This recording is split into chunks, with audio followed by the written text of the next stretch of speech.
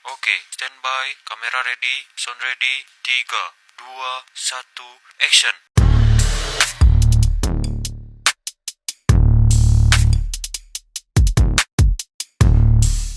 Assalamualaikum warahmatullahi wabarakatuh. Izinkan perkenalkan nama saya Jordi Bagus Saputra dengan NIM 1123105119. Di sini saya akan mempresentasikan yaitu tentang PPT Agama kelompok 3, yaitu kelompok kami yang terdiri dari anggota yaitu saya sendiri Jordi Bagus Saputra dan ada rekan saya yaitu Nur Wijayanti. Nah, di sini saya akan memperkenalkan materi tentang membentuk SDM Insan 1, di mana yang terdiri dari makna manusia dalam ajaran agama Islam, terus konsep dasar manajemen, pengertian dan karakteristik. Nah, yang ketiga yaitu bagaimana membentuk SDM unggul dalam Islam. Yang keempat, kinerja Islam. Yang kelima yaitu kerja adalah ibadah. Lalu selanjutnya yaitu karakteristik SDM insani. Yang terakhir yaitu tidak memisahkan perusahaan dari agama. Lalu yang pertama itu makna manusia dalam ajaran Islam sendiri, yaitu dalam ajaran Islam manusia dipandang sebagai makhluk Allah yang paling mulia dan sempurna, memiliki potensi untuk mencapai kesempurnaan diri melalui ibadah dan menjalankan tugas sebagai khalifah di bumi. Manusia memiliki dua dimensi, bisa jasmani dan rohani. Jasmani yaitu fisik, rohani adalah ruh, jiwa atau akal. Tugas utama manusia adalah beribadah kepada Allah, menjaga kelestarian alam semesta, yaitu manusia sebagai khalifah. Manusia diciptakan sebagai khalifah atau wakil Allah di bumi. Dan ada firman Allah Subhanahu wa taala yang artinya, dan ingatlah ketika Tuhan berfirman kepada para malaikat, aku hendak menjadikanmu khalifah di bumi. Quran Surat Al-Baqarah ayat 30. Khalifah sendiri yaitu tanggung jawab untuk memakmurkan bumi dan menegakkan keadilan di bumi. Yang kedua yaitu manusia sebagai hamba Allah, yang ada firman Allah Subhanahu wa taala yang artinya, dan aku tidak menciptakan jin dan manusia melainkan agar mereka beribadah kepadaku. Quran Surat Az-Zariyat ayat 56. Ibadah mencakup seluruh aspek kehidupan termasuk pekerjaan. Lalu yang ketiga yaitu ada fitrah manusia. Manusia diciptakan dalam fitrah kesucian, memiliki potensi akal spiritual dan fisik yang perlu dikembangkan, dan berpotensi untuk berbuat baik, dan ada juga potensi untuk berbuat buruk. Lalu yaitu B, konsep dasar manajemen, pengertian dan karakteristik. Yang pertama yaitu pengertian manajemen dalam Islam. Yang kedua ada karakteristik manajemen dalam Islam.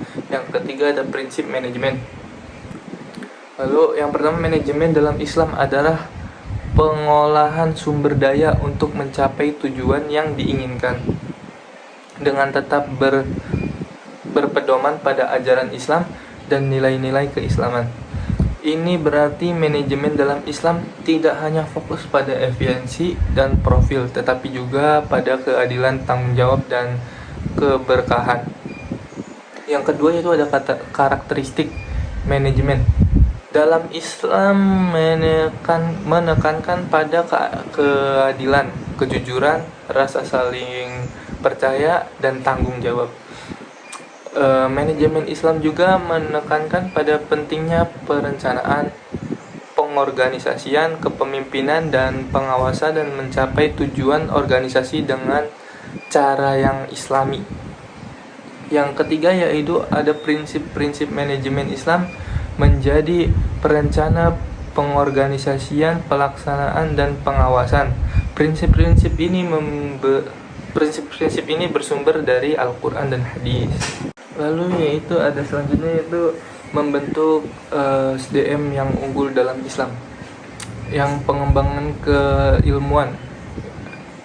Ada dalam hadis yaitu yang artinya menuntut ilmu adalah kewajiban bagi setiap muslim. Lalu juga peningkatan kompetensi dan keahlian secara berkelanjutan. Lalu ada pembinaan akhlak, yang dimana penamaan nilai-nilai kejujuran, amanah, dan disiplin. Lalu pembentukan karakter yang berintegritas tinggi. Lalu ada pengembangan spiritual, yaitu pengetahuan tauhid dan ketakwaan, dan menjaga ibadah ritual sebagai pondasi spiritual. Dan ada metode pengembangan SDM Islam, di mana ada tilawah atau membaca dan memahami ayat-ayat Al-Quran. Lalu ada takziah atau penyucian jiwa, dan ada ta'lim, pendidikan dan pelatihan. Dan yang terakhir ada hikmah atau kebijaksanaan dalam bertindak. Lalu selanjutnya yaitu ada kinerja Islam. Yang pertama itu ada konsep kinerja dalam Islam. Yang kedua ada indikator kinerja dalam Islam. Yang ketiga ada evaluasi kinerja perspektif Islam. Lalu yang pertama itu ada konsep kinerja dalam Islam. Dalam Islam, konsep kinerja atau performance adalah tentang bagaimana seseorang menjalankan tugas dan pekerjaan dengan sebaik-baiknya, dengan niat dan usaha yang tulus, serta mempertimbangkan dampak positif bagi diri sendiri, keluarga, masyarakat, dan negara.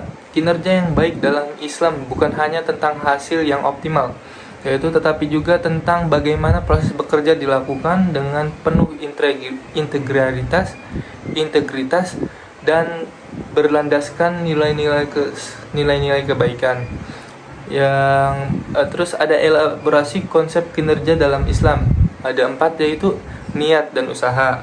Yang kedua integritas dan keberkahan. Yang ketiga yaitu ada tanggung jawab sosial, dan yang terakhir ada perilaku yang baik. Yang kedua itu ada indikator kinerja Islam. Indikator kinerja Islam adalah ukuran atau kriteria yang digunakan untuk menilai kinerja seseorang atau suatu organisasi berdasarkan prinsip-prinsip dan nilai-nilai ajaran agama Islam. Kinerja yang Islami mencakup aspek kualitas, kuantitas, dan efisiensi, keahlian dan hubungan dengan manusia serta lingkungan.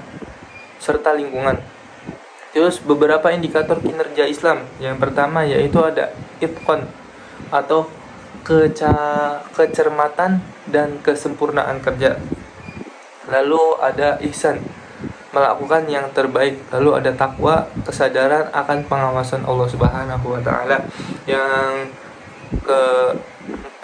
keempat yaitu istiqomah atau konsisten dalam segala sesuatu hal.